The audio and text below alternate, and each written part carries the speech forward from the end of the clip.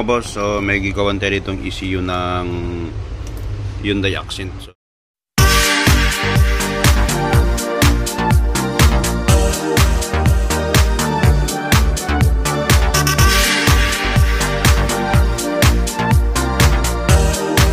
iwan na ito ni sir, no?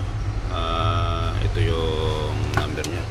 Tapos meron pa tayo ditong gagawin na ECU din ng Elantra. So pinaiwan ko na lang itong mga boss kahapon.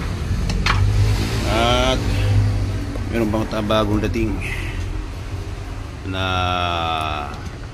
yan natin. Dumating din ito kahapon, galing ng Bacolod City, no? So dito muna siya.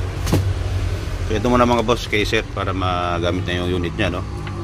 So buksan ko muna, titignan ko muna kung anong sira dahil nakalimutan ko na kung yung sira dito, sinabi ni Bossing, no? So unbox mo muna, tapos update ko kayo kung ano nakikita natin dyan mga boss. Sana ma-repair natin para mas makatipid si Bossing dito. Okay, baka hindi pa ito nabuksan talaga. Yun, so 2012 model pala ito, 2012-2014. Okay, so ayan po yung 2B900 mga boss. Okay, so sabihin ko na sabi ko kayo.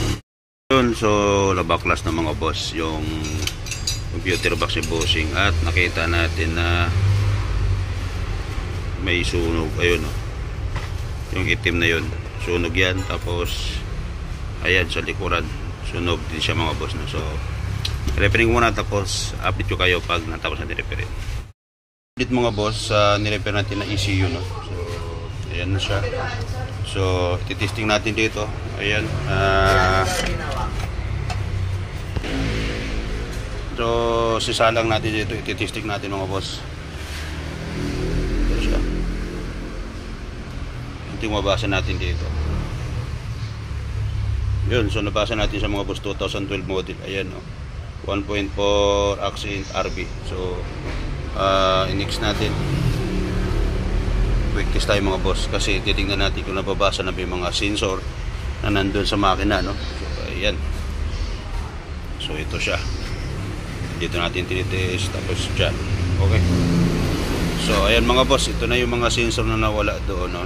Nung nandun sa unit na iwan. So normal na magkakaroon ng mga DTC yan or air codes, kasi wala dito nga ito yung hinahanap ng ECU. So ibig sabihin yan, buhay ng ECU mga boss. So yun lang, kapag may katulungan kayo, pwede kayo mag-message sa number na nandiyan sa screen.